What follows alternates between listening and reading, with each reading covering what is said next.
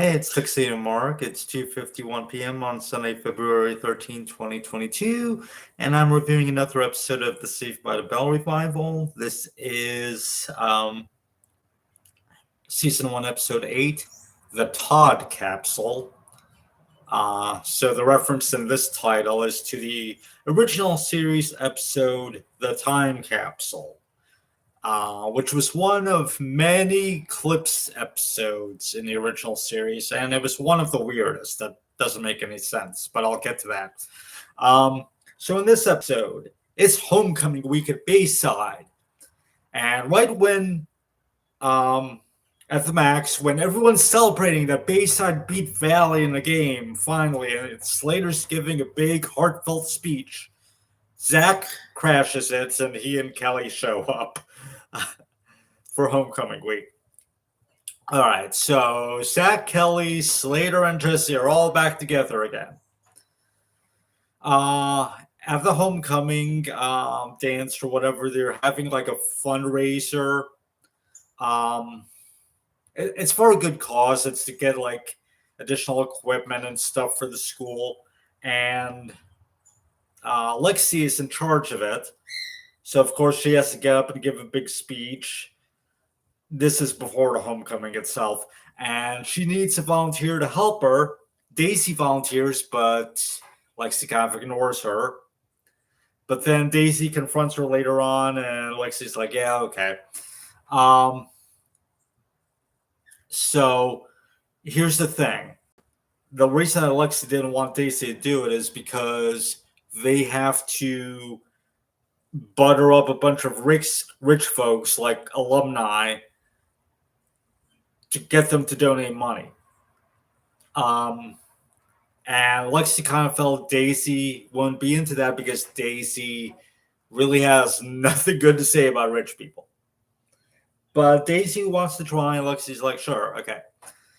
All right, so meanwhile, Mac is having some kind of weird problem about pranking. Like, he can't be as good a prankster as his dad.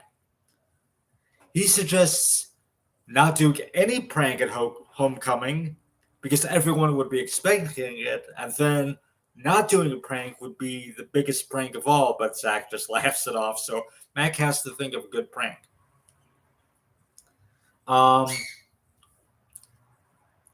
Anyway, so old gang's hanging out at the Max. We learn about Screech. That Screech lives on the International Space Station with Kevin, his robot from the first season of the original series.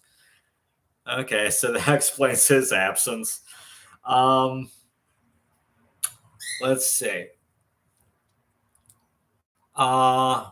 Anyway, Jesse and Slater believe Zach and Kelly have changed and they've become self-absorbed, and yeah, kind of. Kelly has like some kind of wellness brand. It's not even really a company, it's more like a marketing thing.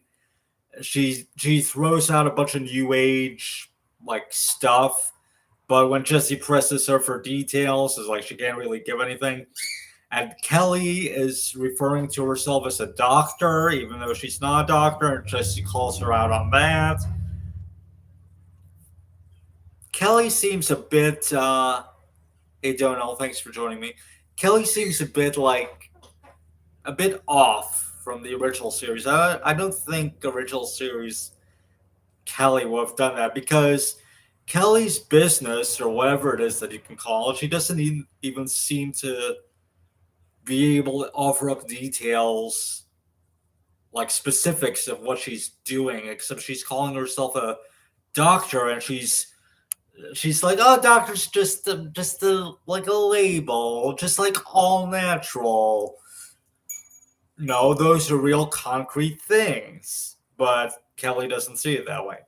But anyway, that's just one part of the episode. But so there's the big homecoming dance.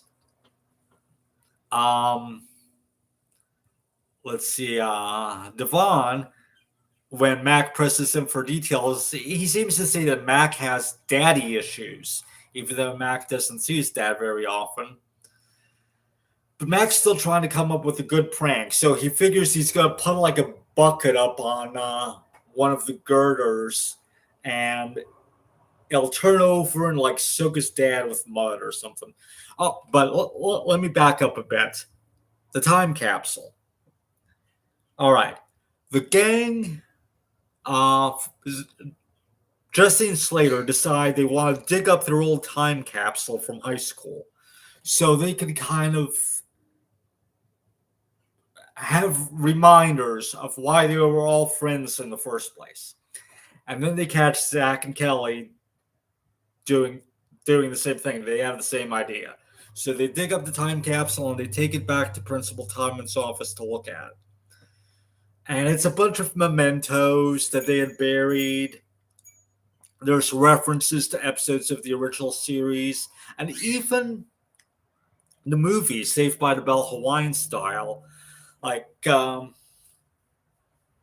Kelly's like, oh, this is from the time when we saved my grandfather's Hawaiian resort or Hawaiian hotel or something like that. So I'm surprised that they referenced that, but yeah, okay. Now, here's the thing. This is a time capsule that they have buried. Now, let me back up to way back in the original series. Back in season 4 of the original series. Supposedly, this aired as the next to the last episode, even though apparently, from what I can tell, going by the production codes, it's actually the last episode that was recorded. Supposedly, this episode originally aired on December 5th, 1992, and then the graduation episode didn't air until May 22nd, 1993. But here, okay, when I say last episode recorded, what I mean is the last episode with Kelly and Jesse. I'm not talking about the Tori episodes. The Tori episodes were all recorded after graduation. But in the time capsule, the framing sequence is 10 years later, or presumably about 10 years later, somewhere around there. The class of 2003 is out on a football field, and they find the time capsule that the class of 1993 left them. They go back to Mr. Belding's office, and they open it up. It's a VHS tape, and Mr. Belding plays it for them. And this is where the clips come in. Okay, the original gang, it starts with them reminiscing about high school, and then it shows clips from various episodes of the series. And this is on the VHS tape that everyone's watching.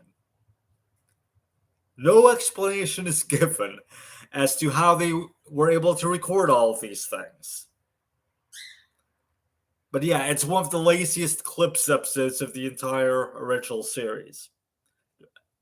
There's no justification for it. But here's the thing. This takes place in 2003 or somewhere around there. Mr. Belding is in his old office. Okay, he was still the principal in 2003. Apparently, everything's laid out the same. And somehow the original gang, one, predicted Mr. Belding would still be the principal 10 years later. And two, predicted that the prank that they had set up in his filing cabinet would go undisturbed and unnoticed for 10 years until they tell him to open it and he gets pranked. Yeah. So that's that. Now, when Saved by the Bell, the new class started, first season, okay, it just continued on from the original series. Second season, the hallway was redesigned, but in this new series, it's back to the original design.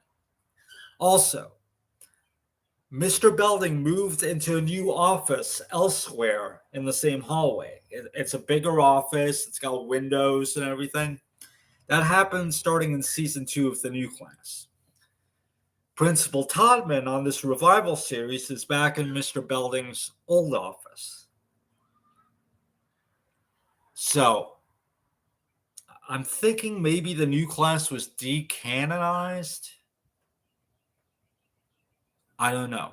But here's the thing. The new class itself had decanonized the Time Capsule episode from the original series. Because at the end of the new class,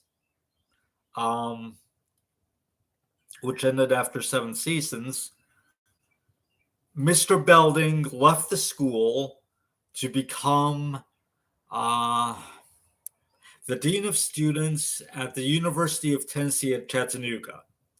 And that's actually an in joke because it was Dennis Haskins' old alma mater. Okay, so in order for that time capsule episode to still occur, Mr. Belding would have had to come back to Bayside High and move back into his old office. But anyway, so now in this episode, there's no mention of that other time capsule. There's a mention that they did bury a time capsule, but it's completely different. It's just a bunch of objects. It's not VHS tape. Now, during a homecoming, Mr. or Principal Todman reveals his frustration that apparently he had gone to school with them back in the day, and none of them have remembered him. And they're like, what?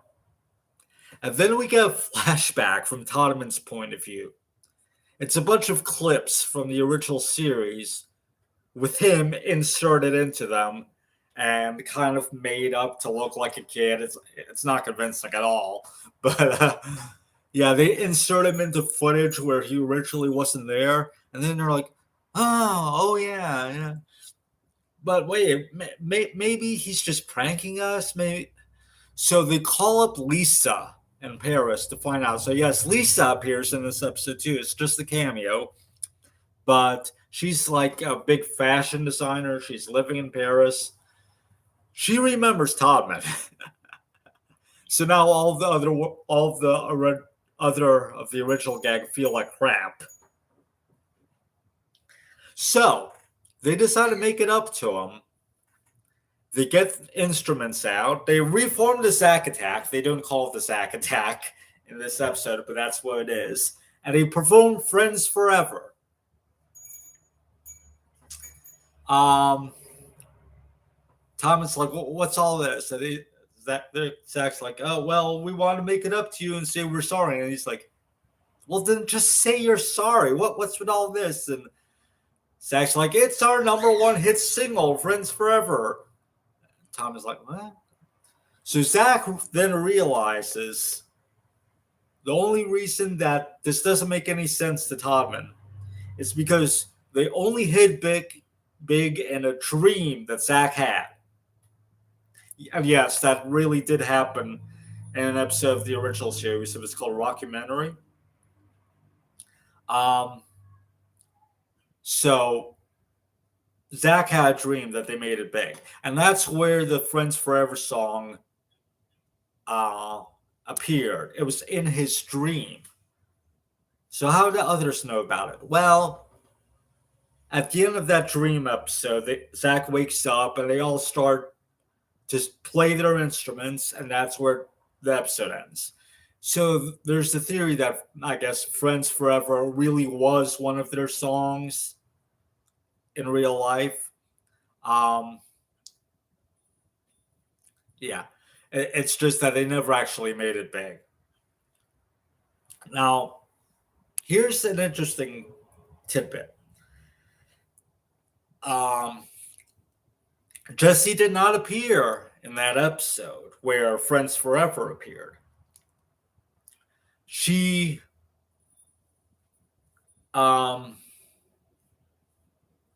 appeared in another episode where She was the vocalist in Sack Attack, even though and Kelly wasn't for some reason. And that episode did not have Friends Forever. So this is the first canonical time that we see Jesse performing Friends Forever. Oh,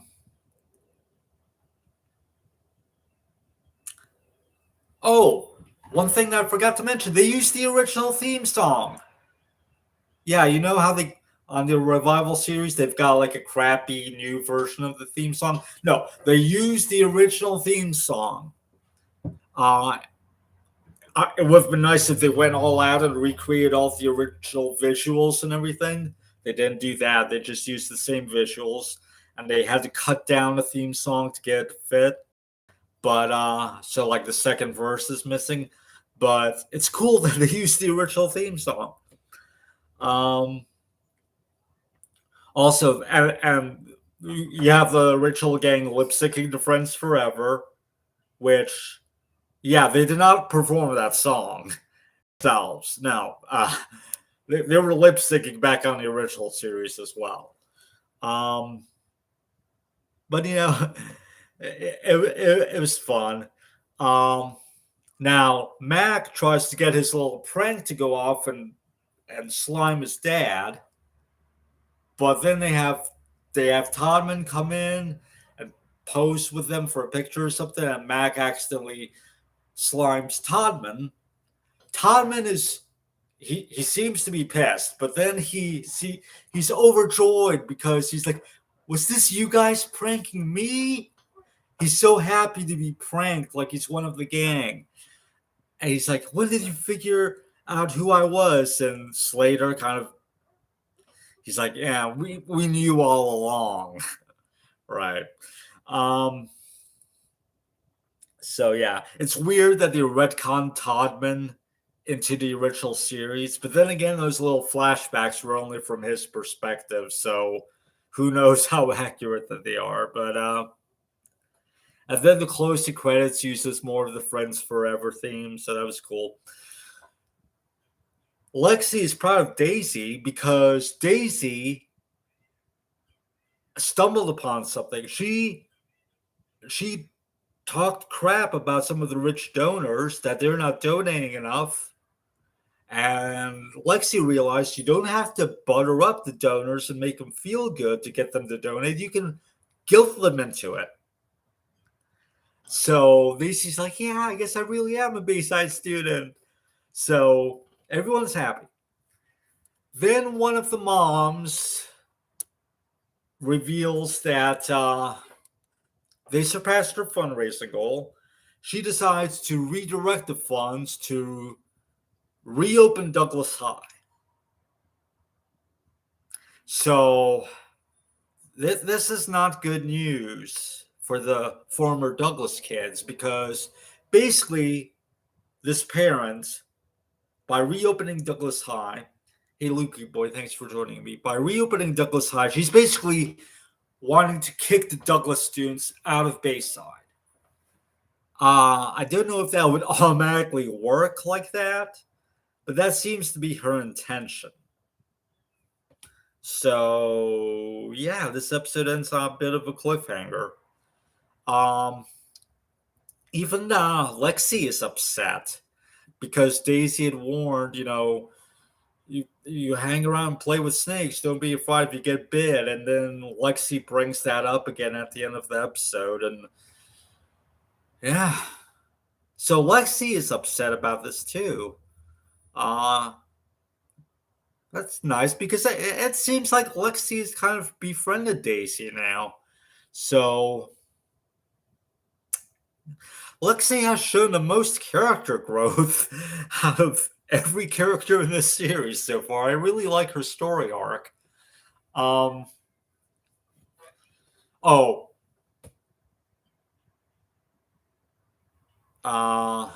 Earlier when they opened the time capsule, Slater found a present addressed to him from Zach, and Zach's like, "Oh, that doesn't sound like me." And then Slater opens it up and gets sprayed with like green stuff, like paint or something.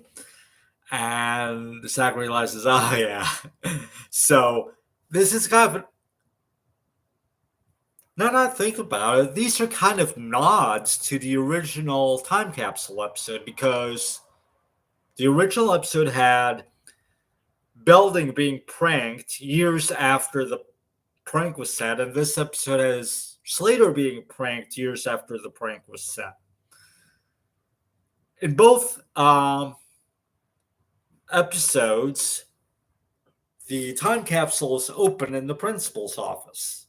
So they are kind of acknowledging the original time capsule episode without really acknowledging it. Yeah. Let's see. Is there anything else I missed in this episode?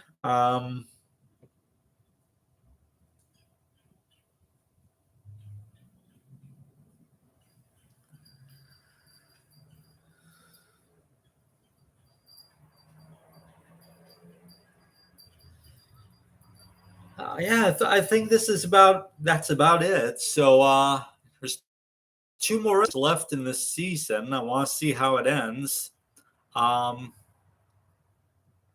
And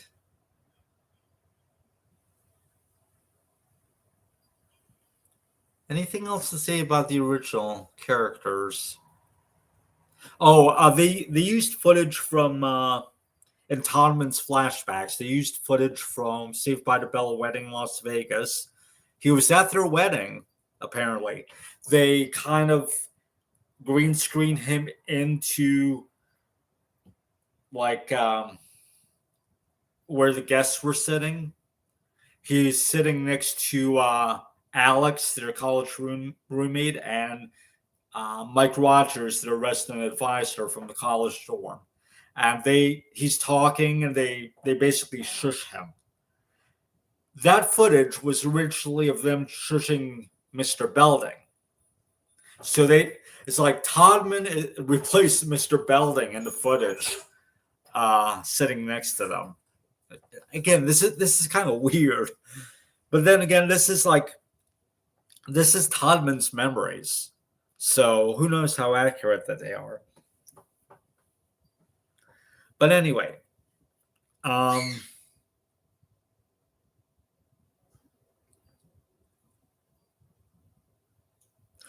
Jesse and Kelly kind of make up.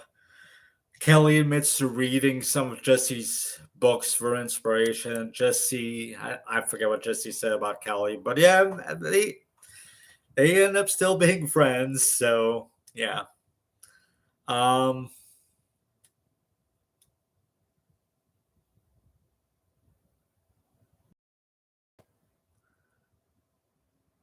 I guess that's about it. This episode. Yeah. So now I'm gonna watch the next one. And it's 3:14 p.m. and that's it. Thanks for watching.